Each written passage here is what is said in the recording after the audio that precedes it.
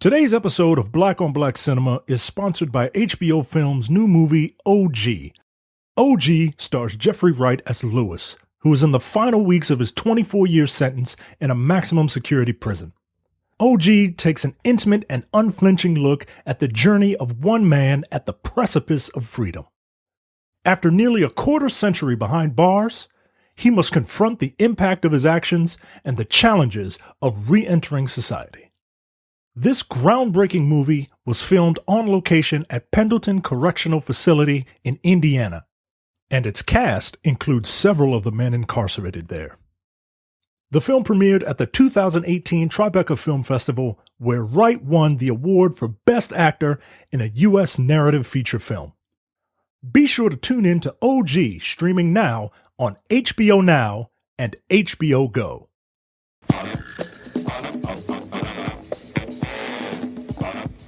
You have no idea the amount of ignorant mess we're about to get into right now.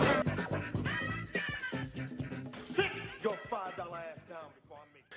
Hello and welcome to a brand new episode of Black on Black Cinema. I'm your host, Jay. I'm here with my co-host, Terrence. What's up? All right, guys, this is episode 147, High Flying Bird. If you haven't seen the film, it is readily available streaming on Netflix right now. This is directed by Steve Soderbergh, who directed like the Ocean's 11 movies, amongst many other things. Starring Holland, Zazie Beetz, Melvin, Gregg, and Sonja's son, and Kyle MacLachlan. So the general premise of this film is there is an NBA lockout. You have a rookie basketball player named Eric Scott who is excited to play and is anxious to play, but the league is obviously on suspension just because there's an issue between the owners and the players, a money issue. And while that's all happening, Eric's agent, played by Holland, named Ray Burke, is working behind the scenes to try to negotiate some stuff to try to work a deal out and be influential in that deal. Meanwhile, he's also trying to change fundamentally how the power structure works in basketball by using Eric because he's I think he's a number one draft pick. And he's a big name. So he's trying to use that as a swaying mechanism. What did you think of this movie, Terrence? Going into it, well, when it started, I was like, this seems interesting. But then I remembered that, well, I didn't remember. I had to stop real quick and look up what it was about. And then I realized that, oh yeah, this was directed on an iPhone. Yeah, an iPhone 8. Yeah, an iPhone 8, which, I mean, we did another movie that was directed on an iPhone. I think it was, what was that, the trans movie? Yeah, they Tangerine. they shot that on an iPhone as well. I probably went an iPhone 8. I actually ended up liking it a lot. Yeah, I did too. I did. When it started, I was like, oh. This dialogue is a little... Do you find the dialogue to be a little too snappy there, Terrence? Yeah, a little bit. Because I do. A little Aaron Sorkin-ish? Yeah. Look, I literally opened up Wikipedia because I didn't want to forget Aaron Sorkin's name to the West Wing page. Yes. Yeah. I was like... Very much feels that way. But then I'm like, oh, this is Soderbergh. He did Ocean's 11. That same type of dialogue. I hate it. I hate it temporarily, right? Because until your brain clicks, gets used to it throughout the rest of the movie. You miss so much of the dialogue. Yeah, he's talking really fast. I'm like, yo, slow down, nigga, come on. Like, because I know Holland doesn't talk like that because I've seen him in other things. I like that guy a lot. Yes, he's very good. He's a really good actor. He's in Moonlight. What's the other guy's name? I don't even remember what his real name. Eric Scott is Melvin Gregg. Yeah, Melvin Gregg. He wasn't acting. Like he just seemed real. He just seemed real to me. Well, you know where he's from, right? He's just from Vine and YouTube. Yeah, he's like a Vine actor, but like he just seemed like they just gave him a script and he was like, I'm gonna go ahead and ad lib. Yeah, which worked. It did. It worked really well. He's like just a fucking nigga from New York. Yeah, just like, basketball. Zazie, like, again, the dialogue, I'm like, I don't like that style. Yeah, it bothers him to me until, like you said, until it kind of, you just, all right, this is what we're doing. So I just got to accept it and just run with it. Everybody was really good, I think. It was funny. What's his name? The white dude. Kyle MacLachlan. He was just basically like a slave owner. Yeah, I think that was kind of the point. Yeah, but like he didn't. That was his role, just to be like a dictatorial white dude, like just. Yeah. I mean, they certainly gave him a role. You are the bad guy, and this is the role like, you were going to play. You're a racist, essentially, but you're just like a rich white guy. And he was the representative of the owners. The NBA of like the owners. Right. So he literally represents the owners literally in the movie, and he represents that mentality in general, which I thought was overall, which is pretty fascinating. Yeah, I was surprised by the end at how much I actually really enjoyed. Once it got going, I'm like, okay, I'm digging this. I'm liking this a lot. Actually, I really like this. But starting out, I'm like, oh shit. I felt the same way about the first 20 minutes. I'm like, okay, like the snappy dialogue, it bothers me again until my brain kind of clicks over. But I was kind of like, where are we going? Yeah. Like, because it felt like it was like maybe the first 20 minutes, it felt like it was like treading water a little bit. Short. It's only an hour and 28 minutes. It's a tight 130, right? Like about 30 minutes in, I'm like, oh, okay, because we only got an hour left, nigga. Come on. What are we doing? Let's get moving. Right? Yeah, I liked it. I'd probably give it like 3.5, 4 out of 5. Yeah, I think I'm sticking with a 4. I was surprised. Yeah, I think I'm going to go with a 4. What it also, two things. What it tells me is, one, I was correct about Steven Soderbergh. He's a liar because he said, oh, I'm retired from filmmaking. I knew that was a lie when he said it. He knew it was a lie when he said it. 2, I really miss Soderbergh's style of filmmaking. Like, it would have been a shame if he had left, actually. Like, the dude is incredibly talented, and to pull this off in his same shooting style with an iPhone is impressive. Like, he used the panoramic shot a lot. Yeah. Like, so first 10 minutes with nothing but panoramic shots throughout. I'm like... Yeah. Well, apparently... That's why I'm like, this shit looks really fucking weird. Like, what is going on? Yeah, because everything here? is kind of concave. Yeah. Yeah, it's funny because, like, looking it up on Wikipedia, apparently they used an iPhone 8 and a wide-angle lens. That was really the... Oh, yeah, because you can put lenses on. Yeah, you can put, like, those small ones. Yeah. But that's really it. I'm sure they had rigs so they could move the thing smoothly. I was waiting for, like, tracking shots. Oh, you got it. There were, but I'm like, because they were all, like, static shots. Yeah. In the beginning, I'm like, yo, where the tracking shots at? Yeah. Just like one guy. But then there was a scene when they were walking through there was really one dope scene when they were walking through this hallway, and they were walking through like the little futuristic like turnstile things. Oh, what the fuck are those? First of all, those the doors that like move. Yeah. Like, I was like, yo, I've never seen that before. But yeah, that shot was. That's because you're broke and I'm broke, and I'm broke as fuck. So you know what? I don't know what building that was, but those were cool as shit. Yeah, I kind of noticed. I was like, yo, those doors are not normal. Like, who has this kind of money? But I was shocked at how good. First of all, how good the movie looks. Yeah, like it looks amazing, and just how much I ended up enjoying it once it started going. Because like, if you don't catch me in the first 20 minutes, I'm already pissed. I'm like, yo, what the fuck is this bullshit? Right? Because I guess for me. What was really super worked was not that look, I don't give a shit about sports. Like, I just don't. Like, it's just not, politics is my sports of choice, you know what I mean? Like, but it actually matters. So I don't, like, I feel like if I was really into basketball, I would have enjoyed this even more, right? But as somebody who is not invested in sports at all, I mean, I've certainly, like, I was as a kid. I mean, I know what a lockout is and everything else. Yeah. But as a person who is not invested in sports, but I am invested in the notion of the treatment of black players in sports, I was surprised how well they handled that. Yeah. Considering it's Steven Soderbergh and not like a Ryan Coogler, you know? So I thought they did a really, really good job of working on giving that aspect. Now, granted, the writer is black, Terrell Alvin McCraney. Oh, yeah, he wrote Moonlight. So, there you go. There you go. Yeah. Yep. So, that guy really needs to get more work because he clearly knows what the fuck he's doing.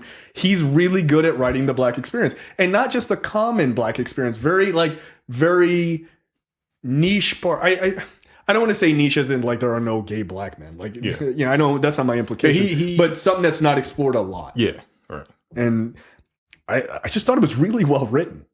I just did. I didn't think it needed that snappy dialogue, but they did such a good job of delivering the lines that once you got used to that, it was really good. And going in depth in the way in which they did it, I thought was dope. Like I just really did. Andre Holland, who plays Ray Burke, the agent, that dude is a star. Like he's got star written over him. Like I feel like in my mind, he's in that same position Jason Mitchell is in. Yeah. Like if I see something that guy's in, I'll watch it. 100%. Like I can see them being such massive names as they get older. Right. But they're both still like fairly young names, at least in Hollywood they are. Oh, he's almost 40. Well, he's my age. Yeah, he's 39 or something like that. Oh, he'll be 39 this year. I'm looking at the other movies that Soderbergh has done because he seems to, in the last couple of years, he's going outside the box. If you will, like Magic Mike. What the fuck? Yeah, that's kind of weird.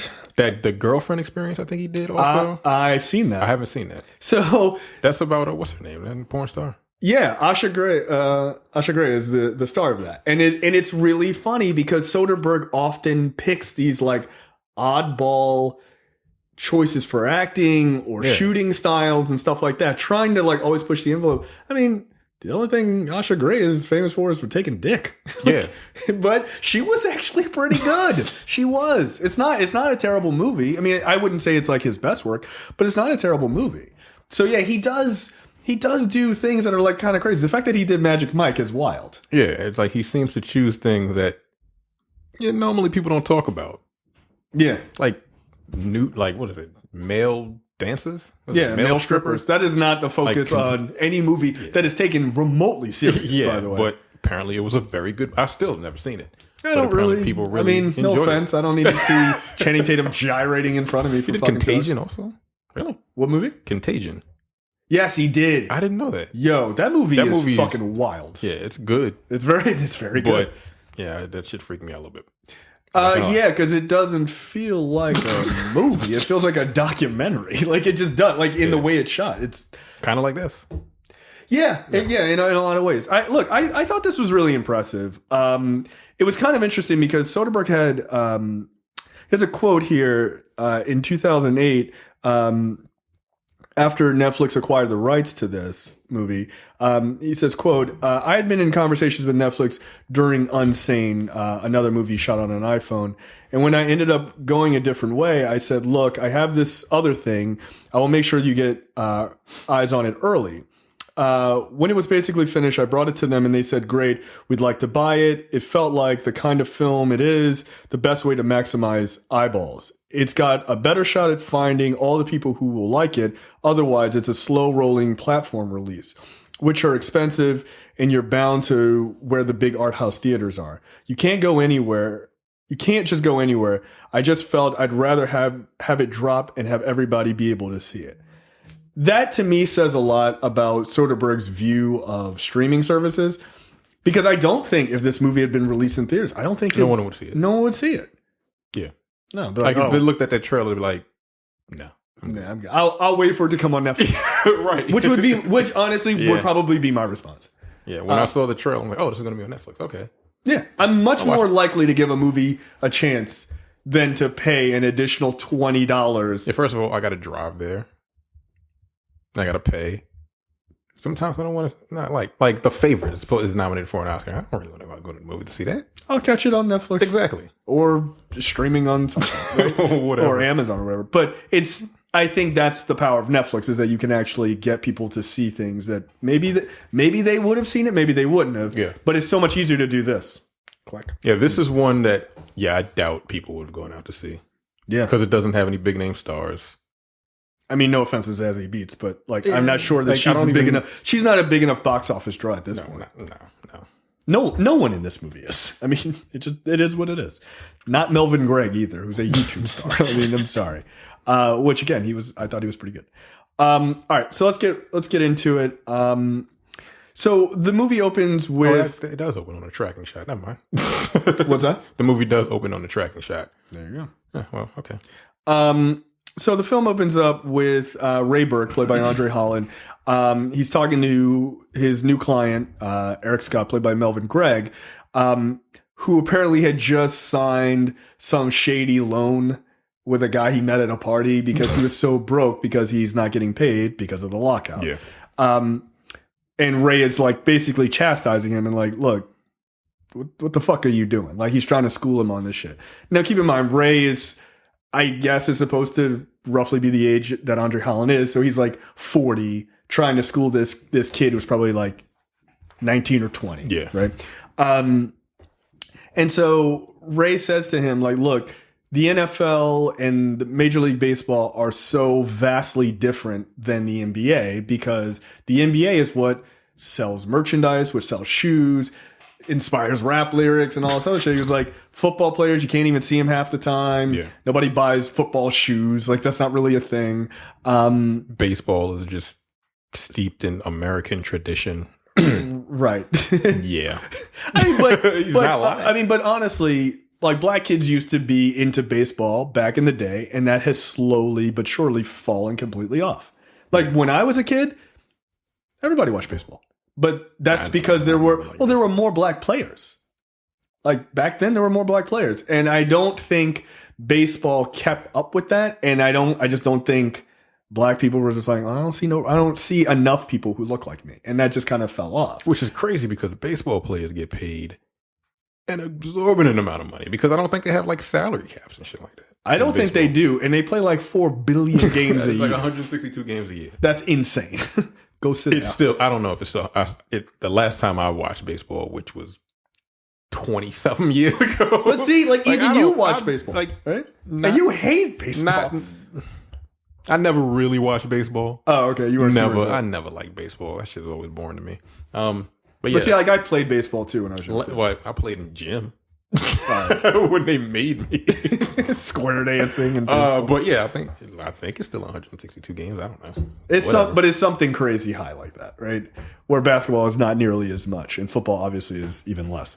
So yeah, he's basically talking about how the NBA is the association actually needs those players in order to move that merchandise and to get rappers to rap about it and to sell those shoes and sell Sprite. And sell Sprite. Yeah, all that shit. Is Sprite still a drink in the NBA? Was it? Is that a thing? I thought so. Like niggas drink Sprite. I mean, black people do love Sprite. That's true. He also during the lunch Ray gives Eric a package, and he's like, "Oh, is there money in this?" Because he's like starving for money. He's like, "No, what the fuck I look like."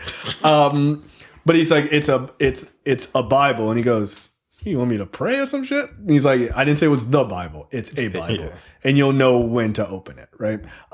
Which plays, I think, the reveal of this plays very, very well. Yeah, because at the very end, I'm like, is anyone gonna open the package? No, right before the package opening, I'm like, he has a meeting, and I'm like, who the fuck is this nigga?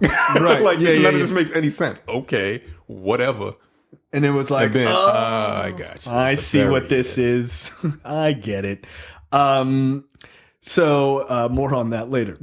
So then, as Ray's getting back to his office, his former assistant Sam, played by Zazie Beetz, lets him know that there's something bad on the rise in the company. Then Ray is called in immediately to his boss's office, David Starr, played by Zachary Quinto, aka Spock from the Star Trek movies. I'm like, oh, that's Zachary Quinto.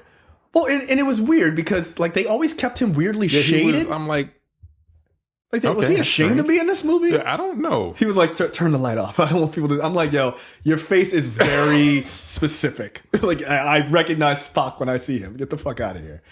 Like I was looking at him like, yo, I don't know if that's Zachary Quinto or Eli Roth. I couldn't tell which one it was. I was like, yeah, because he's a lot bigger now too. And I was I'm like, what the fuck? Like he looks like he put on about 30 pounds, 30, 40 pounds, 50.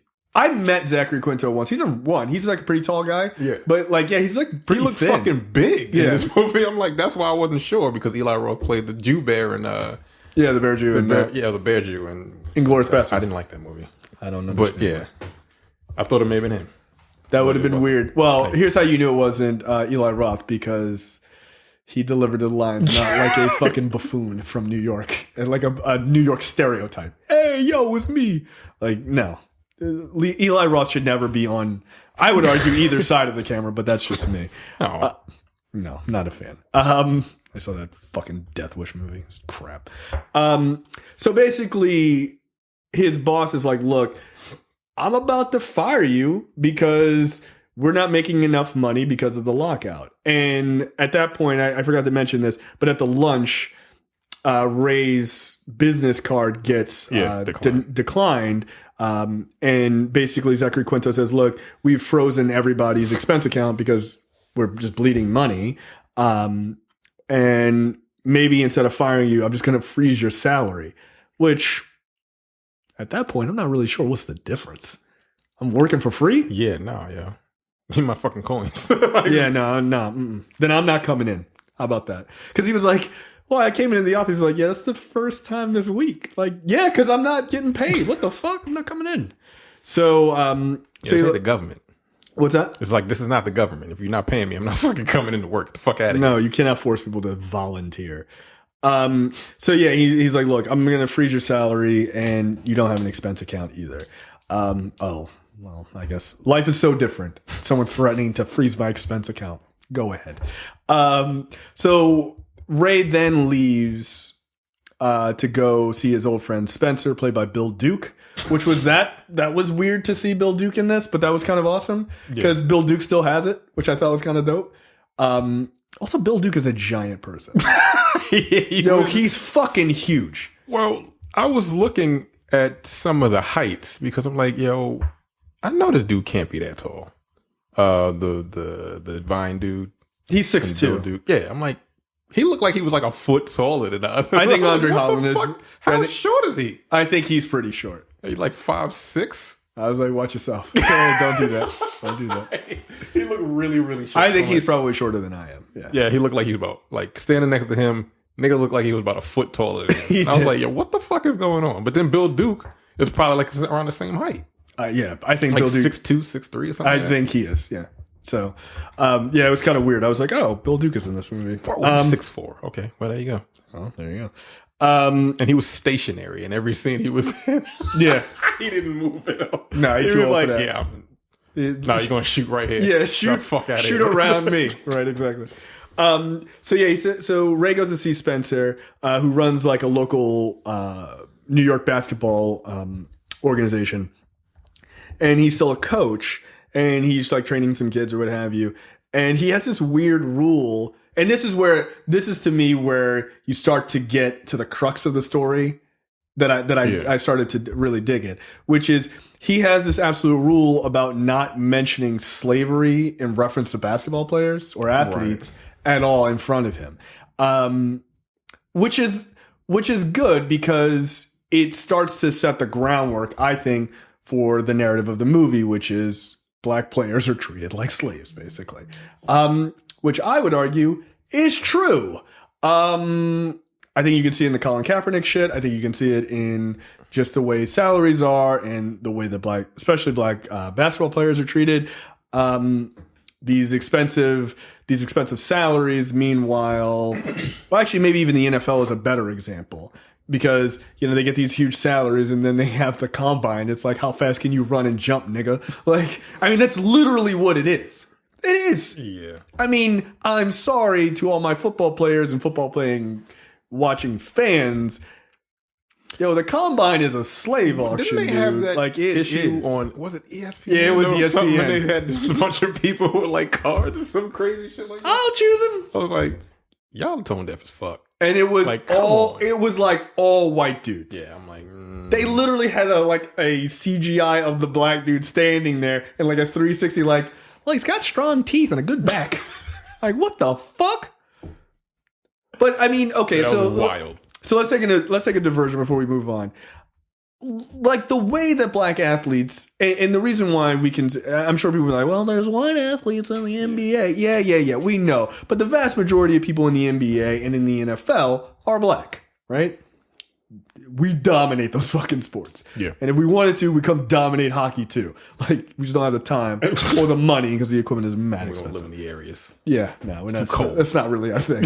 You bring hockey down to Miami, you see what happens to you. Latino folks be in there too. Fuck y'all up.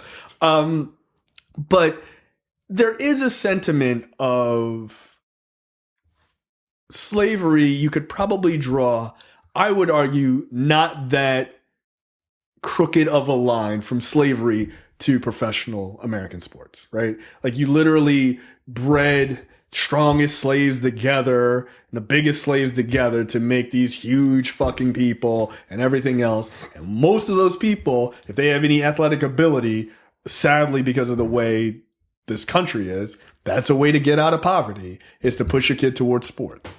I mean, what are your thoughts on that? I would say that's partially true because when these sports started, like they didn't allow us to play. Right. So it was slavery and I'm assuming baseball, I guess. I don't know how long baseball has been around.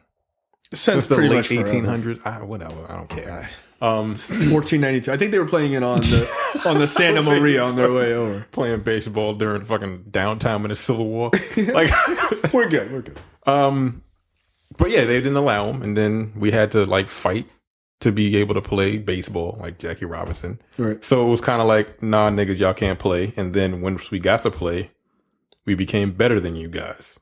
Just we are. I mean, here's the thing. It's not that we became better. Like we were better. Always were better. We were better at those sports, and then you let us in. Yeah, you let us in, and then you fucked all the way up.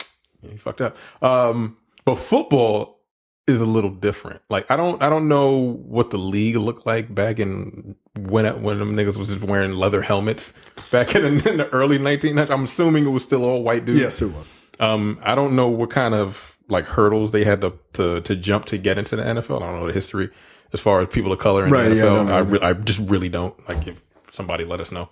I don't feel like looking it up. But I don't care about sports. When did they start like drafting players? That's the thing. Like when the draft came around and the combine and all this other shit, like you could draw the parallels, but I don't know if they were doing that for the white players, like the white players coming out of college, going into the NFL. Because I don't really know, but like it looks really fucking shady. Like when you got these niggas doing the 40 to see how fast you can run, they stand up there. Oh, that nigga's he looks real strong. But again. You also have other fucking nationalities playing in the NFL as well. So I don't know. The first draft was in 1936. Let's see. When was the NFL integrated? Therein lies the question. That movie Brian's Song. Brian's Song. Yeah, I remember that movie. Yeah. I think they played that shit at school for me. Probably. Because it was like the black running back. And they were still kind of like, that's a nigga. Like, so they still weren't like equal. Yeah, I guess like the black players had to go through different entrances and shit like that. But I don't know if I'm assuming they treated them differently, but I don't know as far as like drafting them. I don't know what that was like back in the day. They had black players before. They had black players before the first draft. Okay. So, after 1926, all 5 black players were still in subsequent National Football League. So they were there from 1926. They were already there. So they were on the teams, but I'm sure they couldn't. They were like treated like garbage. Oh, undoubtedly, 100%. It's the 1920s. Yeah, of course. But like, I don't know how they drafted them. Oh, I don't know how they got put on the team. I mean, actually, that's not even true. I'm wrong about this. Charles Fullis is believed to be the first black professional football player, having played for the Shelby Steamfitters from 1902 to 1906. So football was slightly more progressive than baseball. Yeah. Oh, of course. Fullis, a 2-sport athlete. All right, yo. He's a fucking Neon Dion back in 1902. Was baseball and football? It doesn't say, but probably. Like, what other sports? Soccer? Yeah, that was probably the biggest thing. Yeah, I mean, yeah, he was a halfback. That's fucking crazy. But so I don't know. College, he played baseball. He was a catcher in baseball. So I really couldn't tell you, but like the combine, it looks really, really slavey to me. It just does. Like there's something that really bothers me about like, and like again, the vast majority of athletes in the NFL are black. But I guess what really bothers me is like, I just don't like human beings being looked at like that. But because they're black is doubly weird to me. Yeah, there's a history to that. Yeah, it's like, like why don't you just literally put them on a block and be like, check their teeth, like you've seen what I do in college. But they say that the college game and the NFL are vastly different. Both baseball, not basketball and football, actually. Well, and the funny thing is, I think college football and college sports is more. I would tie closer to slavery than even professional sports. They don't get paid. Because they don't get fucking paid. And they bring so much money. Dude, billions of dollars. Billions. To like the big schools? Yeah. Yeah, get the fuck out of here. Yeah, thanks for blowing out your knee. Who gives a shit? I don't give a fuck about those kids. Look, as far as I'm concerned, you don't even have to pay them, pay them in escrow, man. Like here, we're going to hit you with $20,000 or $50,000, whatever it is, a year, but pay them in escrow so you can't get the money until they get out. At least. So if you blow your fucking knee out, you at least have something. They don't give these kids shit. A free ride to college. It's not a free ride. Nothing is free. No. Nothing's free when you can't walk at fucking 18. You know what I mean? Like, it's not free. Yeah, fuck that noise. But no, I personally think a lot of sports are pretty much slavery. But that doesn't mean that there isn't a benefit, and it doesn't mean that people don't enjoy it for what it is. It's just the way in which they're treated is just so incredibly poor. Yeah. It just is.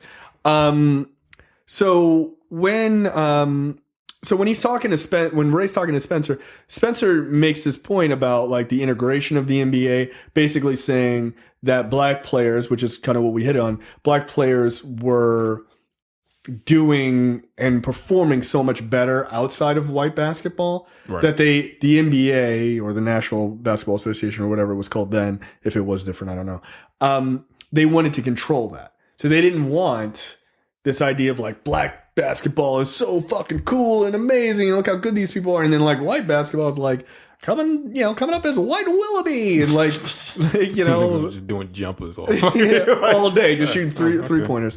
Or I'm sorry, those were invented later to give you guys a chance. That's true.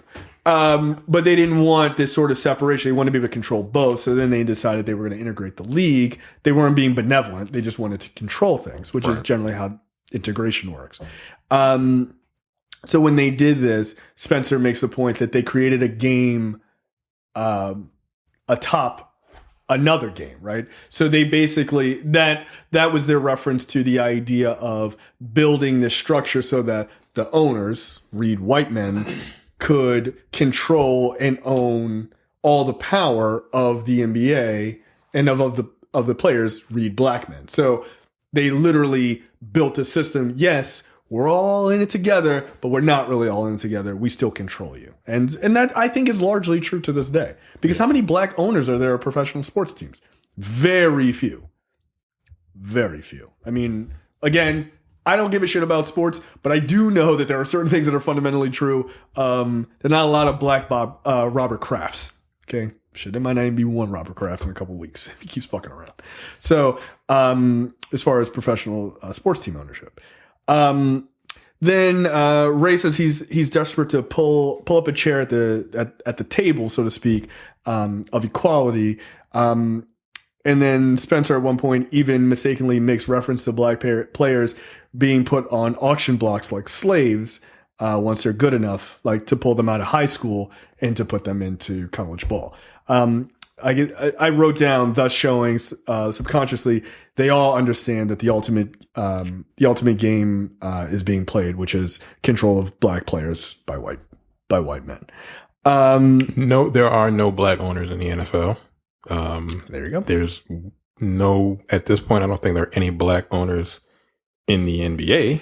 Michael Jordan owned the Bobcats for 2010 to 2011. And as the Bobcats, Vivek rented whatever. He's Indian. he's Indian. First, I think there's an Indian dude who owns like an NBA team or an NFL team too, right? Yeah, that's what I thought. He's a Trump supporter. Yeah, there are no black owners in the NBA right now. So a league that is easily 85% black, right? Yeah, easily. There's not a single black owner. What does that say? Oh, black people are lazy. They don't have money. No, that's not it. It's not designed for us to own. It's literally not designed. Because once people own an NBA team, they don't really get that shit up. It's not really a thing because it makes so much money. But yeah, they don't give it up. By the way, if I was a rich billionaire, like a super, super rich billionaire, I'd buy a team. Yeah. Fuck it. You know who I'd buy? I'd buy the Patriots. Because they're the whitest team in the NFL. That's who I would buy. Yo. And then I would slowly but surely start replacing them with black players. Get rid of them. Gronk, you're done. Yeah, I know you're good. It doesn't matter. Yeah. Right? That's if I was that's Bezos, why all I would the... buy, if I had Bezos money, I'd buy the Patriots. I'd buy 2 teams. Fuck it. Yeah. Why not? I own 2 teams. Yeah.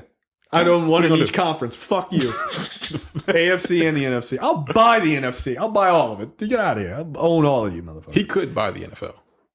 Good. Like, I mean, how with much the money he has now, before his wife takes half, he could buy the NFL. I mean, how much is the NFL worth, right? I looked it up the other... a couple, maybe $100 billion? $80 billion? I feel like Bezos got that kind of money to throw around. He's got $70 billion just chilling. Why not? Like the richest owners... Yeah, I was looking up all of this shit. The richest owner comes nowhere It's like near. $8 billion, I think, something like that. Is the richest owner? Richest owner in the NFL. That is a broke boy compared to Jeff Bezos. Get out of here. He would just buy him. I'll just take all of your assets. It's fine. The average franchise is worth about $2.5 billion. Oh, he could buy the whole fucking NFL. Yeah, there's 30 teams. That's $60 billion. He has $10 billion to fucking spare. Do it. Yeah, that's sick. Yeah, fuck you, Roger Goodell. That's sick. Yo, that's Move crazy. over. You in my office. Fuck out of here. That's wild. Jeff Bezos has way too much money. Like, he just does. There's nothing he can't Paul buy. Allen's worth $20 billion. Jesus Christ. And that is less than a third. Less than a third of what Jeff Bezos is worth after losing half his money because he listened and thought his dick was his friend. That's crazy.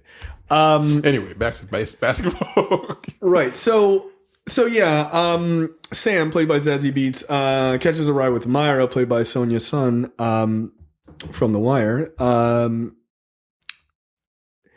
She's a representative of the Players Association. Yeah. Myra is. And Zazie Beetz catches a ride with her to discuss her upcoming meeting with Ray. Myra realizes Ray is up to something, but she doesn't know really what. She asks her a specific question. She's like, nah, he's not worried. He's up to something. Yeah, it's She's like, wait, what? Was his eyes all bugged out? And I was like, Right. that's offensive to me. Like, I don't appreciate that. But yeah. By the way, it's really weird. This is the second role that Sonja Son has played where she's a lesbian. And like, Yeah. Is she a lesbian? no, she's not. She's not? Oh, okay. No, I'm almost positive she's not. Oh, well. She used to work out at a gym I used to go to, which is kind of funny. She's a very nice looking lady up close. I did not ask her I did not tell her whether or not it was my duty to please that lady. She seemed nice. I'll just say that. Yeah, she doesn't live that far from where I used to live, like my old house. So Myra asked Sam, she's like, you should come work for me. You know, you're such a like go-getter or whatever. And Sam is just like, she shakes her head. She's like, I don't like being used. Fuck off. And just bounces, which I thought was pretty funny. So then Ray and Myra meet over drinks, and they're discussing the fact that Myra and her wife are trying to have kids and surrogacy and all this other stuff. And then Ray kind of insults her because he's like, yeah, you know, I know you're like worried about this baby. Like, you gonna be all right? You need to like calm down. I know you're like too emotional. She's like, nigga, fuck you, yo. What the fuck? So they have kind of a funny rapport, and they're friends clearly, but it's still very much business. But Ray is basically only there to try to assess how close the lockout is to ending. Yeah. Right? He's just trying to read her. She's trying to read him to figure out like what's he up to. She has no real idea, and he's trying to figure out like is it going to be over in a week? Is it going to be over in 2 weeks? Is it a month? Or whatever. Then later on, Myra gets caught in an elevator with David Setton, who is played by Kyle MacLachlan, who is a representative for the owners. So here you got the representative for the players and the representative for the owners in an elevator together. And he mistakenly, or not so mistakenly, he says, "Oh, I'm so glad to see they sent you to represent the big boys." Yeah, and she's like, "Boys," and it's that language that gets kind of referenced over and over again about how the owners see these guys as children. So, very, very racist slave mentality view of grown ass 6'9" fucking men. Yeah, LeBron's a boy. Compared to who? Right? Like, he's fucking giant. Yeah, he'll throw your ass to a brick wall. Get out of here. I will never, don't refer to black men as boys. It's really, I had somebody do that to me once, and I pulled his ass up about it immediately. I was like, "Yo, I'm not a boy. I'm a grown man. Don't fucking do that." And he was saying it from kind of a real Southern perspective, and I was just like, nah. It's like, your voice sounds like slavery. Don't do that. For real. As we've established, white Southern voices sound like slavery. Black Southern voices are welcoming. I'm like, oh, so you're just having biscuits and want some sweet tea? Yeah, that never bothers me. A white Southern voice, I'm like, Hi, Jeff.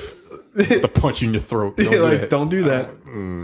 Yeah, not. It doesn't work for me. No, don't like it. Don't care for it.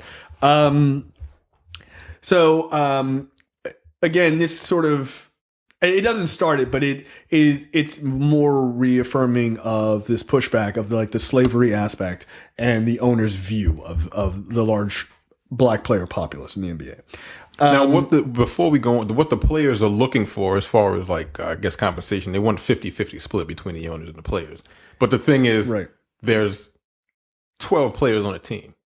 Right, and there's 30 owners. Right. So it's kind of like you split it half and half.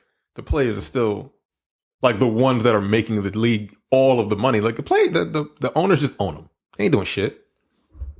Yeah, owners do nothing. Right, they're not coaching. They don't coach. What the fuck do the owners do? They just spend money. They just spend money to get the best team they possibly can. I mean, I would argue they probably also spend a lot of money in networking deals and things like that. I'm not saying it's hard work. I'm just saying that's what they do. Yeah, Look, I don't feel sorry for them. Fuck them. They're billionaires. Who cares? Right. But I think that's probably what they do. I mean, he even says it we're spending money on it. I'm like, NBC, okay, buddy. Gives a shit. Oh, are you negotiating your $1 billion contracts with NBC? Oh, how do you do it over your 3 martini lunch? Are you okay? Fuck out of here. It's NBC and ABC wouldn't want to do shit with you if the players weren't as good as they were. Right. So it's everything is predicated on how good the players are. And there's only, 32 teams times 12. What is that? I don't feel like doing that. It's not a lot. It's not a lot. It's 100 and something. I don't know. I'll do that math. But I mean, the question is, why don't the players have more power? You cannot run the NBA without talent. And it's not like, we can just get 384 players in the NBA. That's it. That's it. There's thousands and thousands of players that are good enough to be in the NBA that are not in the NBA. That are not in the NBA. I mean, by the way, that's one thing we have to stop as black people. Stop trying to get your kid as going to the NBA is your one ticket out. Read a book, nigga. That's 0.1%. It's like 0.0001%. How many people are in this country? 300 million people. 325 million, something like that. There's 384 people in the NBA. Yeah, your chances of making it in the NBA are super low. Come on. No, I'm going to the NBA. You think? Going to the NBA to do what? Waterboy? And it's probably only 7 of them or 12 maybe. Yeah, that's no. That's we got to stop. We got to stop with. Look, I get the idea of wanting black children to be really great at sports as a way to get out, but it shouldn't be the number one thing. Because your chances of making it are so profoundly low. And there's 1,500 players in the NFL. It's not a lot. Still. And the injury rate is... Altogether, that's 1,800 players. Right, but the injury rate in the NFL is super high. Yeah, the average NFL career is 3 years. On average. Yeah, it ain't no Tom Brady shit. He is an anomaly, right? Because he's been in the league for since 2000. It's 16 years? 18 years. Yeah, not everybody's gonna be, Brett Favre. I'm just gonna die here. No, you're gonna be there for 3 years, get your knees blown out, and then that's gonna be a wrap. You're gonna own a barbershop like the former running back of the Baltimore Ravens did, because he used to be my barber. Wait, which one? Like before Ray Rice was there. Oh, okay. Yeah, it was not Ray Rice because I'd be like, don't Don't hit me, bro. But yeah, he was a running back for the Ravens, and now he just owns barbershops. I mean, which is a completely reasonable business, by the way. There's nothing wrong with it. Well, he took his money. I was about to say he did something with his money. So Right, but yeah, he was most like, yeah, people don't. yeah, he's like, yeah, I just like blew out his knee or some shit like that. That's it. It's a wrap. So what happens then? Like you have nothing, and that's one of the big things that Ray is trying to talk about is they need to have something that secures their life after throwing it all on the field. Will they walk away with nothing? And there are a number of people in the NBA and the NFL that are broke. Yeah, I used to play professional football, and now I don't have anything. Yeah, because they don't. Well, they get all that money, and no one teaches them what to do with it. Yeah, you take a lot of these niggas. They just was like they're just really good at basketball. Unfortunately, their parents come from, lack of education. Yeah, lack of education, meager means. So they don't have any education about money. Yeah. So they get it, and they just help all their friends, and then they get injured. And then that's a wrap. Or your career is over within like 4 years because you may have been riding the bench. Now you have no money left. I mean, you get paid a lot, but you just don't know what to do with it. Isn't the league minimum like $200,000 or $300,000? Like something crazy like that. It's not like everybody is making, hundreds of millions of dollars. The average person in the league is not making much.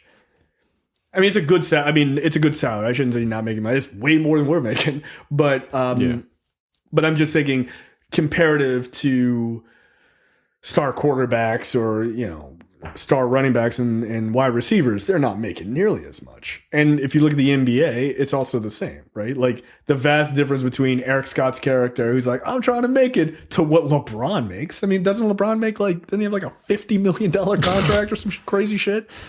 But LeBron's also a brand. Like he's no longer a basketball player. He is. Yeah, he's tired. He's doing what he needs. He should be teaching some of his his players how to. What about his hip hop history? His hip hop story. He's a hip hop story. Everyone knows that. He should be teaching his players, not his players, but his fucking teammates. Yeah, no, I mean, I think that's largely true. Is he has been able to do something that I feel like a lot of NBA players or a lot of sports athletes, period, have been trying to do. They're starting to. It's taken a long time to figure it out. And I think it's a little easier nowadays too, right? Like the idea of becoming a brand and being a social media monster or, figuring out how to sell shoes or what have you. It's a little easier for basketball players, obviously.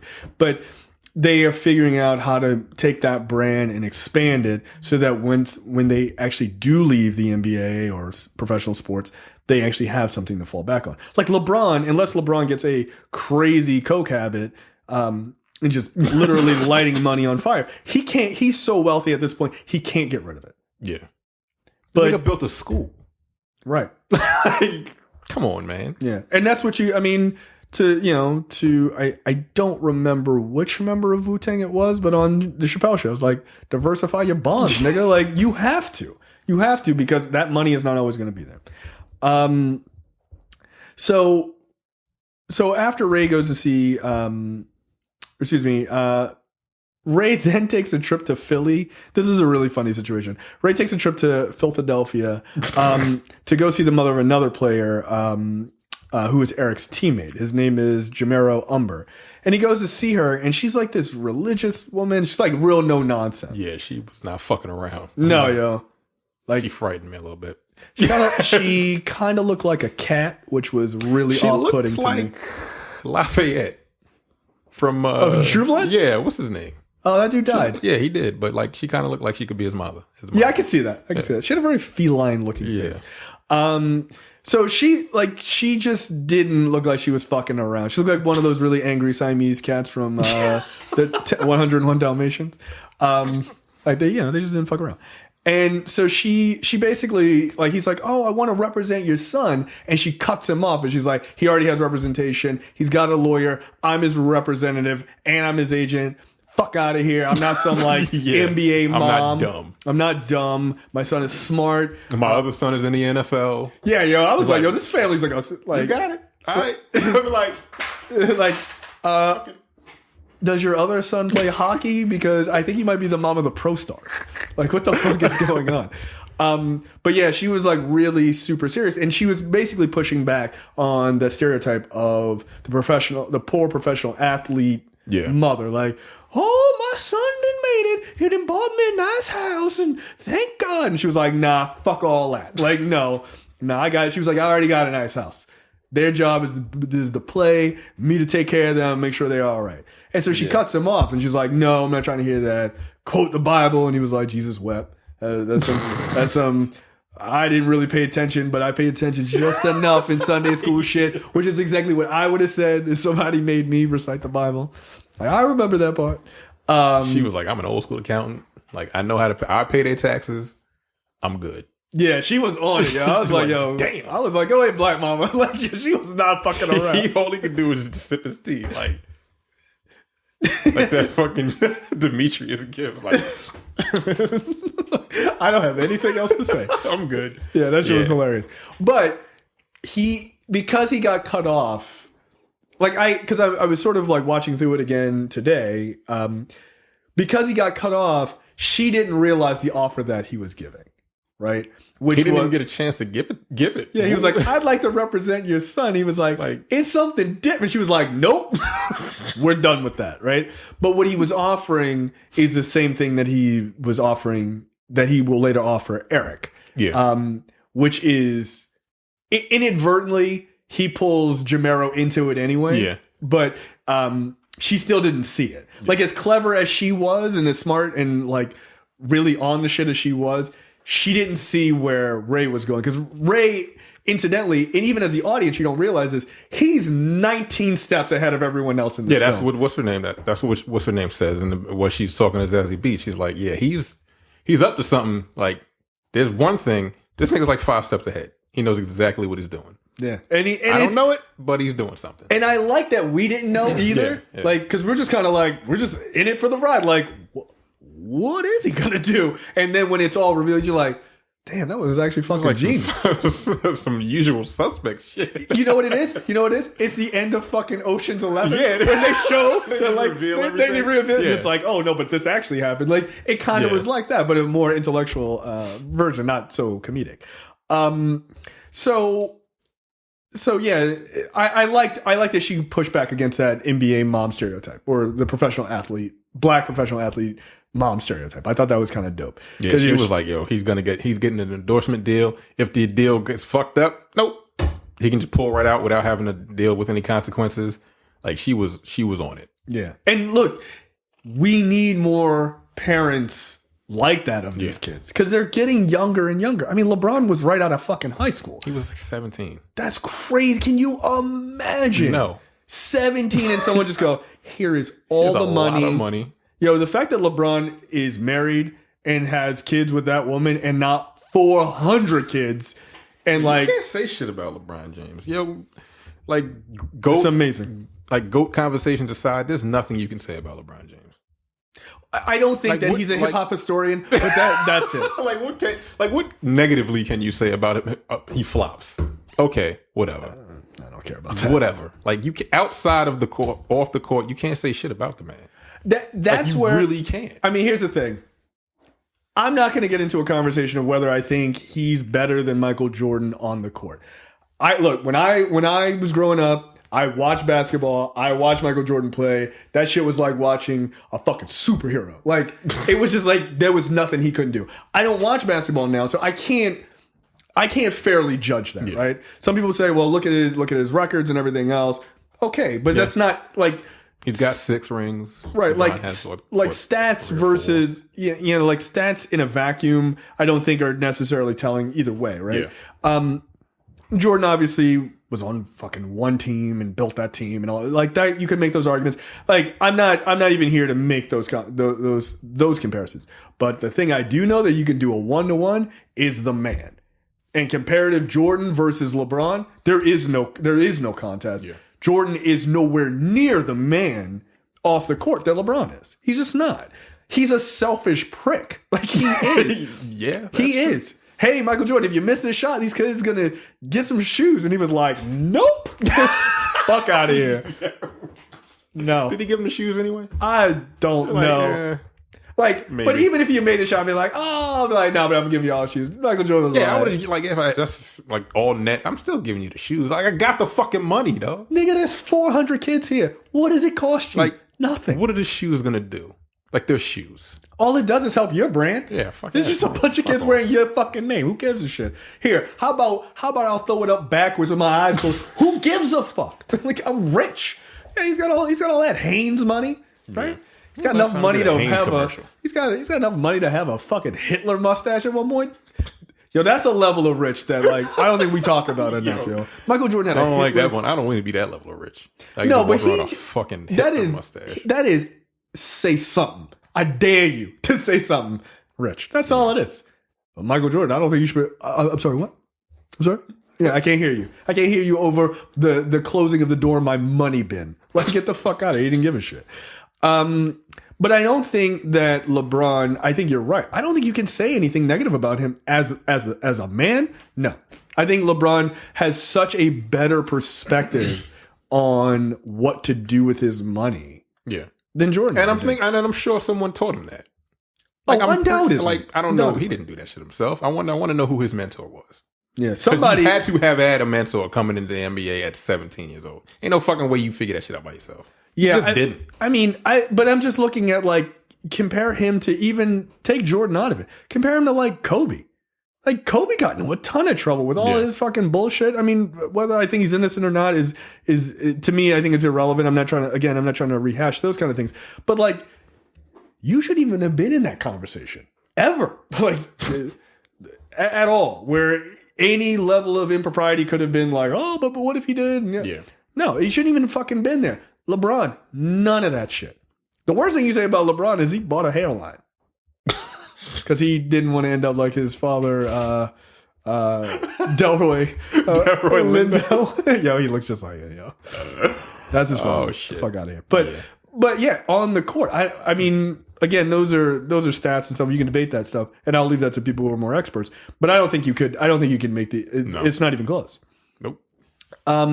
So then Ray goes to see Myra at her office, where they discuss a real reason for the lockout and why it hasn't been resolved, which is network negotiations, right? Because behind money, it's almost never what it appears on the surface. Yeah. Like, just big money stuff like this, right? Oh, we want more money. Okay, we don't want to give it to you. There's more to it than that.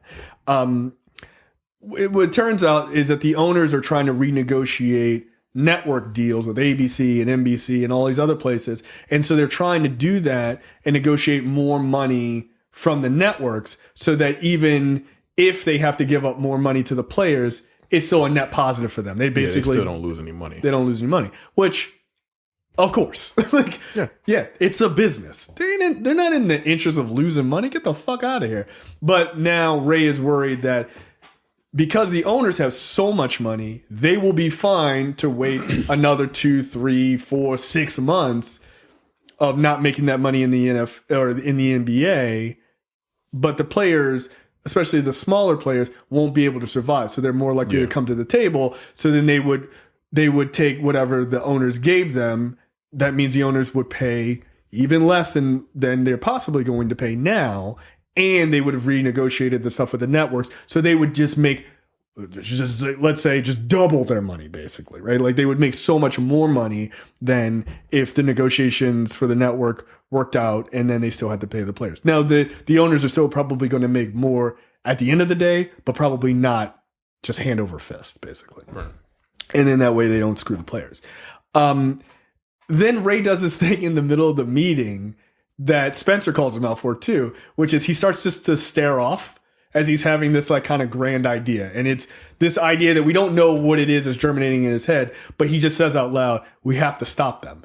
And she's like, what the hell are you talking about? Like, nigga, shut up. Like, basically. But you don't know what Ray is thinking, which is very cool.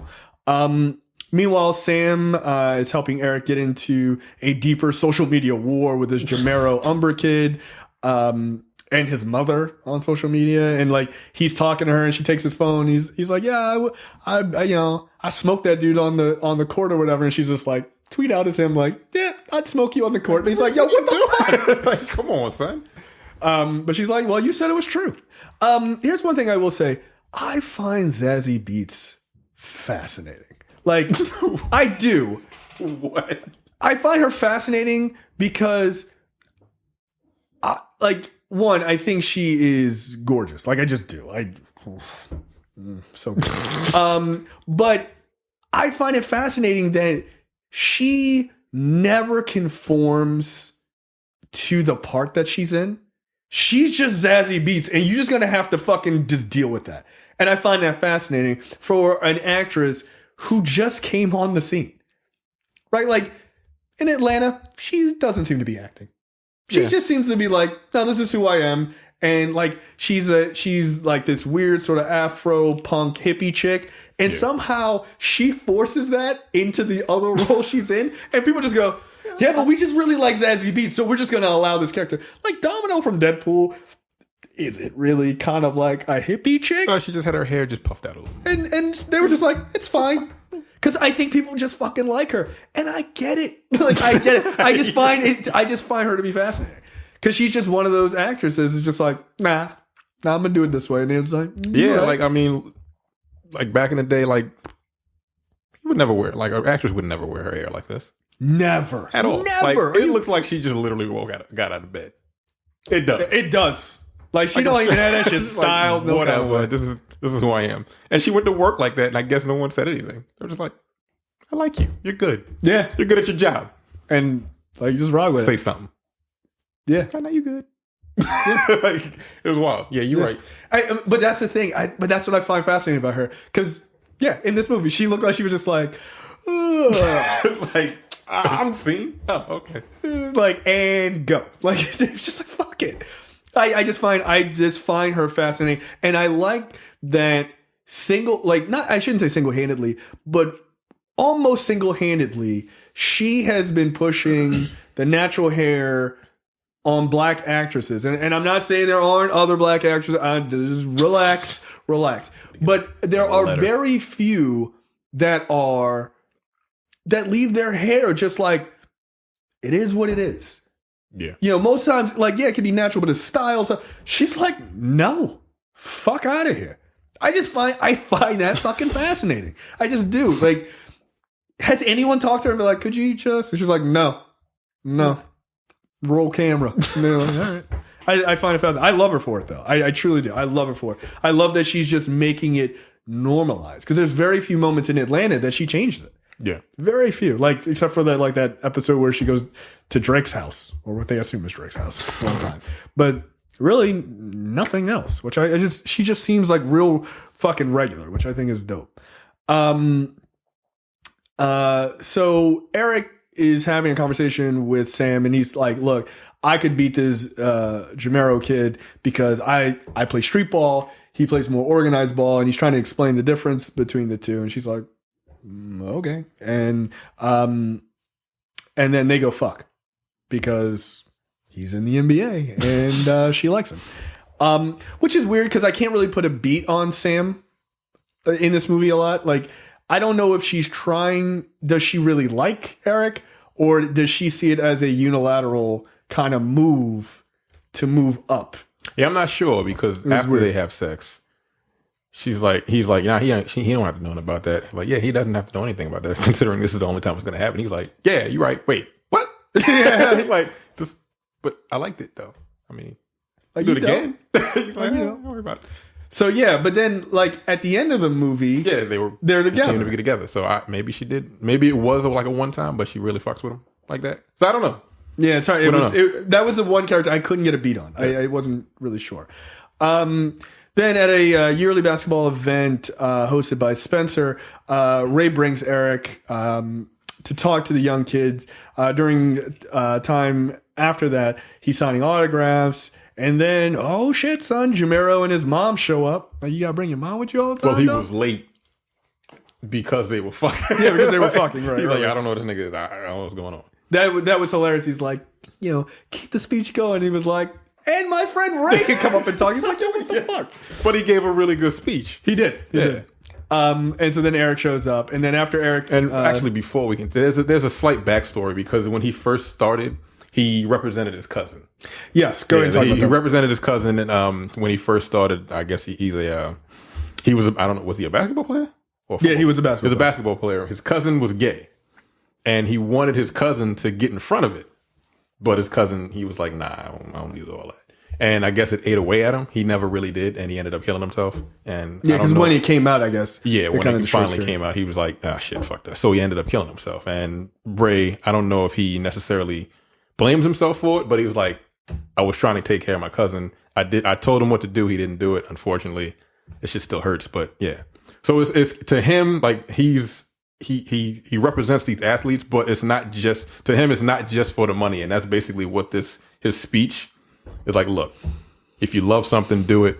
Like, I love this. This is why I do it, and so on and so forth. But like, you can tell that he really actually loves the sport. Right. The money's good, but at the same time, he really, really loves the sport. So that's why I thought this was a really good speech. Yeah. So, I mean, that's actually a good place to talk about, right? The idea of gay professional athletes is still weird. Like, weird to people in the sport. Yeah. I don't know. Do you think that there are no gay football players? There's plenty. Come on, yo. And they all play on defense. That's an old joke. Yo, there's 1,500 niggas in the NFL. None of them are gay? No. Get out of here. No. They just don't want you to know because they don't want to be ousted. Which is really ostracized. Which is they not worried about you, yo. Like, look, all right, look, I know a couple gay dudes, they may look at your ass. They might. Yeah, it is what it is. They're not gonna look, I'm a straight dude. Hey, ladies, guess what? Sorry. I'm going to look at your butt when you walk by. Look, it is what it is. Like, if you, and then football players, like, they work out and all that other shit. Like, I'm sure, but he's not going to come on to you because you're a teammate, dude. And they know. Right, exactly. It's bizarre to me because they like the stereotype is like gay dudes are going to just hit on you just because they like guys. Like that's not how it works. Well, the thing is, it's a weird thought process that like it's so arrogant. Well, I am so attractive that every gay man will hitting on me, yo. Like, all right, calm down. It sounds like you want them to hit on you. That's what it sounds like, which is odd. And you know when it happens, you're like, "No, I'm good. Thank you." It's actually quite flattering. You take the compliment. And you're going with your day. That's it. You're like, nah, I'm good, and you move on. I put it in the same category as a woman coming on to me if I was single that I was not interested in. Yeah. Thanks. That was really flattering. Cool. Not into it. So I don't understand why. And he's in the NFL. He made it. Yeah. So what the fuck? I don't understand. Whatever, yo. Well, do you think just bothersome? Or the NBA? There's 300 something niggas in the NBA. If one of them is gay, he was good enough to make it to the NBA. I don't give a fuck. Doesn't matter. Really doesn't. I just never understood the idea of, oh no, there's a gay guy on my team. Man. Okay. He's a teammate. Is he good at his position? Yeah, all right, then nigga, what the fuck do I care? It's like I don't know. Like quarterbacks seem pretty gay. They got their hands between the dude's legs all the time. I didn't say anything about any of them. Who gives a fuck? I just don't care. Like, what was the guy who came out? The college football player who came out and the black dude, Sam or something, or Michael Sam was that his name? Something like that. And then he didn't get picked up by a team, and people were saying, well, that's because he came out, and some people were saying, Michael Sam. Wow, the fact that I remember that is crazy. But they were saying he didn't get picked up because he was gay, or because some people were like, well, he just wasn't very good. He was a defensive player of the year. Right. Like, it was really weird because everyone's like, this guy's amazing. He's amazing. And it was like, he's gay. I'm not sure he's that amazing. He's like, is he? I was like, damn, that changed over really fucked up. That's fucked up. But now, like, that guy lost his career. Yeah. See, he did make one mistake, though. You should have waited till you were already on the team, dog. Then I'd have been like, hello! Like, fucking come out. Fuck it. Because then what? You are, or have an amazing season. It's like, all the sacks in the world. You're like, this guy's incredible. Oh my God, he's so amazing. And I'd be like, yeah. And this is my boyfriend, Trent. Like, yeah. What are you going to do? Oh, you going to fire me now? You going to fire me? You think they're gonna fire Gronk if Gronk comes out and he's like, "Yo, this is like nice, bro. This is my boyfriend." Like, no, they're not. Like that would be weird. I mean, you can still catch these balls. Yeah, but like I just don't understand why fans care. I don't understand why teammates care. I just don't give a shit. And I guess one of the big arguments is like, oh, in the locker room. I'm like, okay. I don't really enjoy showering with other men at all, and I'm straight. So I like, how long you in the shower? Y'all playing grab ass in there too? Like, what are you waiting on?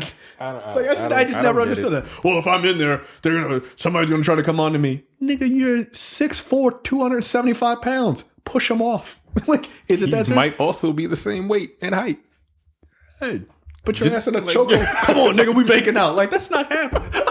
Also, it would be hilarious. Like, that shit would be funny. Like, I just don't. I don't. I'm pretty sure they'd get fired for that. It just doesn't. It doesn't make any sense at this point. Like, it's 2019. Calm down. But I mean, we're still in an era that like being a gay rapper is not a thing. We're still in that era in 2019. We really need to get over it. There are some gay rappers. Of course there are. Of course there are. But you know what I mean? It's just like openly.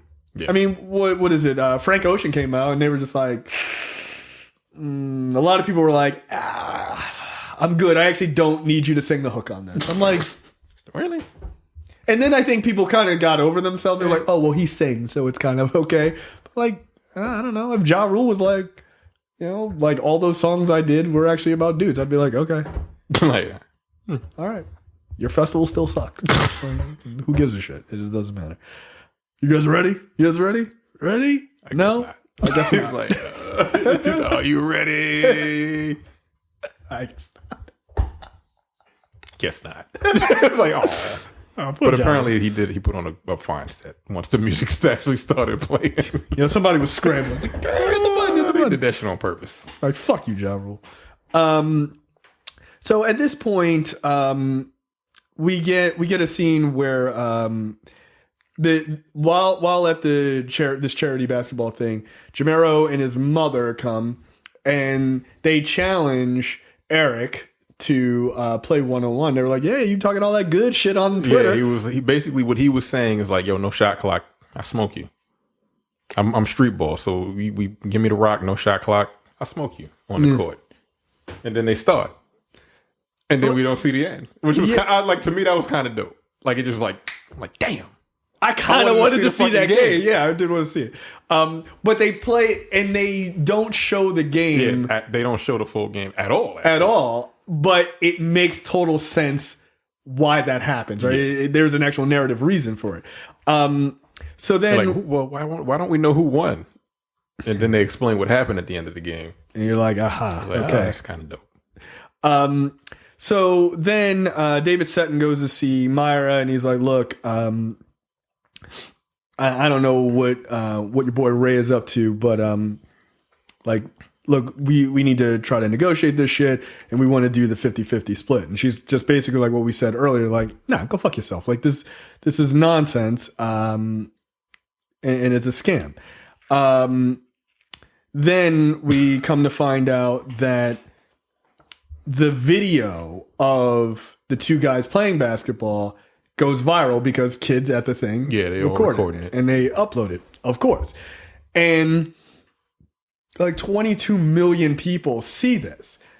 And all of the network companies that were dealing with the NBA, they're now all calling Ray because he represents Eric. And they're like, oh, what the fuck is going on? You know, maybe we could get this on exclusively on Netflix. That was funny. He was like, yeah, Netflix called up and said, yeah, it's like we can't do live. They can't do live streaming, but like we can come up with some kind of deal for these particular, like, these secret games and shit like that. Right. So then Ray actually has a fucking press conference, which was fucking dope. And they're like, oh, you know, can you explain to us what this is? And he's like, well, there's a whole, you know, there's a whole thing that we're working on. And they're like, is this connected to the NBA? And he's like, it might be, but it might not be, which just makes everybody go fucking crazy. Meanwhile, David Setton is meeting with the owners now. Well, you skipped the part Okay, go ahead. Where they, because I like that this part was funny.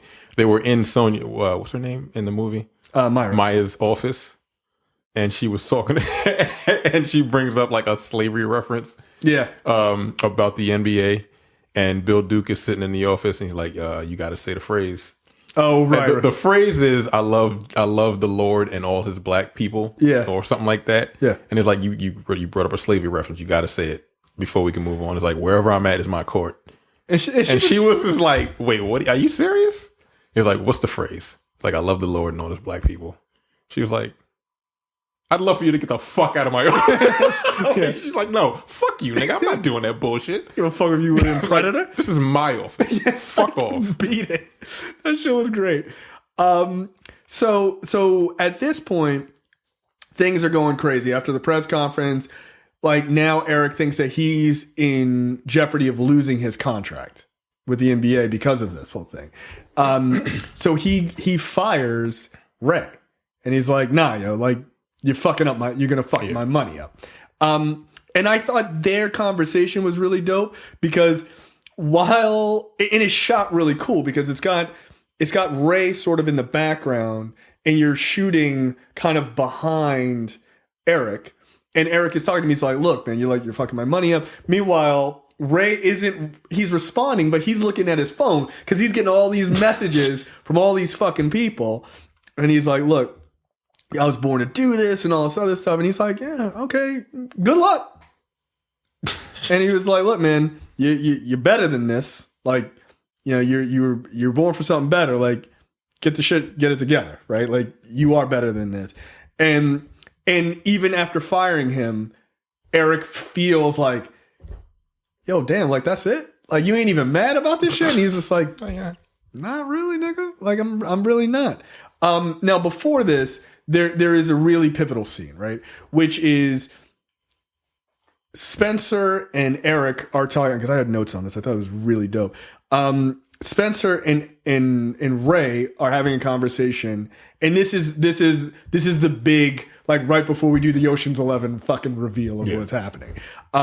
They have a meeting where Ray is playing basketball, just kind of shooting around, talking to Spencer, and he says, "Look," he can see Ray saying, like, "I can see a whole infrastructure, like these like one-on-one games, like with these players and everything. I can see all of this in my head. I can see all this infrastructure and how to do it, how to put the power in the hands of the players and not in the owners." Right? Basically decentralizing. Yeah, because he wants all the players to own their own images and all that other shit. Like, and that's what his plan was basically when he set this up. Well, I don't know if they didn't say he set it up, but this whole game at the charity event, they do it, and again, all of these people, like 22 million people see it, and then I think Spencer is having, not Spencer, but the white dude. I can never remember what the hell. Oh, David Sutton. He has a conversation with another owner, I guess. Yeah, and the guy is like, "What the hell is going on?" And he's like, "This is kind of cool because I would do the exact same thing." Yeah. He was like, "I would do the exact same thing if I were him." Yeah, he's basically, so in the business world, this is referred to as disruption, right? Yeah. Like not to toot our own horn, but what we do is a disruption to the industry, right? This is us disrupting the idea of radio. Yeah. Right? Like, of talk radio. It's the same idea. It's also disrupting, like, television level grade movie reviews, like Siskel and Ebert. It's disrupting because we do it hella cheap, street level shit, and we do it, and it can actually undercut real major businesses because we're small, we can manipulate the markets and move faster than them, right? Yeah. And that's basically what he's talking about. So their conversation, Spencer and Ray's conversation, is about, after he's like, "Yeah, I could see this infrastructure." And Spencer asks a really logical question and goes, "But why would you build this infrastructure if you know it's going to get destroyed, right? You know that this can't last. They'll end the lockout, and then all the guys will run back to the NBA, right? Makes total sense." Yeah. And he says, "Well, then why?" Ray says, "Then why would God make a man only to see him die?" Right? Which I thought was a kind of a dope line. And so he says, "Look, I'm doing it because I want to make it so that for a second, I just want to have that power for a second. I want to pull that power away from the owners for a second, just so that I can show them that I know so that they can see what I already know, which is it can be taken from you at any point. Which is a fucking cool line. And Spencer says, because I wrote this down, I just thought this is where good fucking dialogue and good writing absolutely fucking matters. Spencer says, how do you show a man his humanity? And Ray's response, remind him of his mortality. Yep. Which I thought was fucking true, right? He's basically saying, hey, you guys in the NBA, you owners who think you're all powerful, I'm just one fucking guy.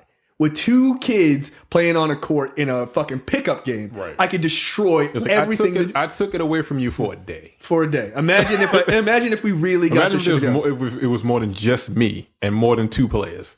What would happen then? Yeah, like the fucking world of social media will, like, shit. It's possible. Yeah, you could take down a structure like that if you got the players together to be like. I mean, just imagine if there was a fucking lockout. And all of a sudden, you could get LeBron to play against whomever in the NBA. Right. Let's say time didn't matter, right? You could just pick any player. Like, let's say LeBron and Jordan are on the same team, right? In some fantasy world. And there's a lockout. And then you could set up a one-on-one game. Everyone's like, yo, like would it be legit one-on-one? Just with LeBron and Jordan playing. And it's exclusive. This is basically what they were saying. Like, imagine these exclusive games where you couldn't get in. But the only way you could see it is watch it on like YouTube or Netflix or Hulu or whatever. Can you fucking imagine? Like, look, if I'm the NBA, I watch this movie. I'm like, we should do that right. In the off season. Yo, a 3-on-3 between like three great fucking players. Don't matter the team. Just three friends who want to play against three friends and play against each other. Nigga, yo, that would make so much money. ESPN right now, Disney is doing their Disney Plus. There's an ESPN Plus that's coming underneath that. Can you imagine? Oh, exclusive on ESPN Plus. Yeah. LeBron versus fucking Steph Curry in a one-on-one game. Playing at 21. Just the two of them. No shot clock. Look, I don't even watch basketball. I'd watch that. I would. Who the fuck wouldn't? It's kind of a dope idea. Again, if I was the NBA, I would steal this idea. Like, yoink. Like, oh, this was about how shitty we are as people. Yeah. But that idea is dope. I mean, look, the white dude told you. That's what I would do. Like, he's like, I do the exact same thing. Yeah, I gotta respect it. Like, I mean, it is. But it's a genius fucking idea. So that idea of reminding a man of his mortality, or in this case, reminding the NBA of their mortality, I thought was really cool. So all these companies are calling him, oh shit, son, it's happening. And Ray goes back to his boss, Zachary Quinto, and was like, look, they're like, oh, all this shit's happening. And, it happened in 72 hours after that game was put on the internet. And he's like, This was along the lines of the man in 3B, of the nigga quitting. But only what he did in this scene was just the smoothest shit I've ever seen. He's like, interesting. And Zachary Quinto was like, wait, what? You did all this? He's like, you're in my seat. Yeah. You like that? You like that desk? I was like, God damn. Yeah. He basically said, like, I saved all of your asses. Yeah. Now I want your job. Yeah. And he was like, shit. I mean, you're right. Like, and what are you going to say? Yeah, you can't say shit. Can't say shit. Yeah, that shit was so dope. That was fucking great. Like, it's a great way. And he didn't quit. He was just like, I'm fitting to take over everything. And he deserves it. As he walks out, Zachary Quinto looks mad sad. We cut back to a scene of Sam and Eric back at his apartment, and she finally opens the package from the very beginning that Ray had given him, and she opens it up, and Eric is in the other room, and it's a book. Oh, Ray goes. Got a meeting. He's got a meeting, and I assume that meeting is with Harry Edwards. Yeah, he said Dr. Edwards. Yeah, Dr. Edwards, right? And I'm like, who the fuck is that? Yeah, I was like, who's this big ass nigga? Like, I don't know who that is, right? And then cut to her opening that package, and she sees the book, and it's Harry Edwards' very famous book, The Revolt of the Black Athlete. And so she starts reading it, And when Eric he gets out of the shower, she's like, you need to sit down and read this. Yeah. And this was the Bible that you needed at this time. Like, all right, the lockout's getting ready to end. Now you need to wake the fuck up as to what this game truly is. And what I did to get you here. Which is a dope fucking reveal. It's like, and here's the heist. So you make the assumption that the NBA is getting ready to end the lockout like soon after this movie ends. Yeah. But basically, through all that, and 72 hours after that game, that's when he basically single-handedly fixed the NBA negotiations. I don't know, man. Look, I really dug this movie. After the first 20, I'm like, this is cool. And then by the end of it, I'm like, I really like this movie a lot. You know what? 4.5. Yeah. I like it. I really like this movie a lot. Like, after talking about it, it's dope. You know what the funny thing is? Because as I was making my notes this morning, I kind of want to sit and watch it again. I do. Because I don't think I caught as much of the little... I want to see how hard it is to see his plan coming. Like, as the things he's setting up and the way he's talking about things, I want to see if I could figure it out. Like okay, I see what that is. I see what that is. But I think some of the most powerful moments are between Ray and Spencer. Yeah. Because Spencer is talking about the old school, like how they had their old league, and it was basically owned by the players.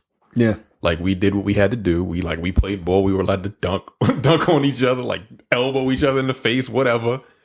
Kind of like the old NBA. Like the 90s Knicks and the fucking Rockets when them niggas was punching each other in the face, essentially. But, but then, white man take it over and all that other good shit. Now it's boring. And everyone shoots threes all day. You gotta wear fucking suits and shit. Yeah, come on, man. But I really like this is really good. And now, and it's funny, again, I don't really care about sports, but I'm absolutely going to buy The Revolt of the Black Athlete because I really want to read it. Yeah. Yeah. And I think it's probably an important one.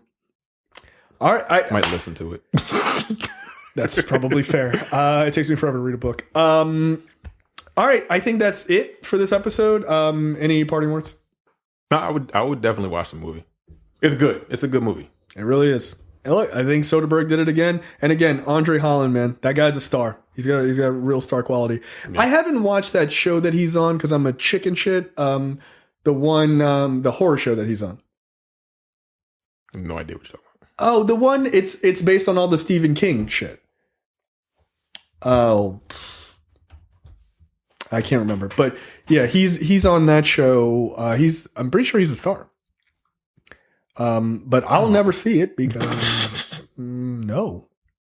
What is the fucking name of that show? Castle Rock. Oh, Castle Rock. Nope. Henry Deaver.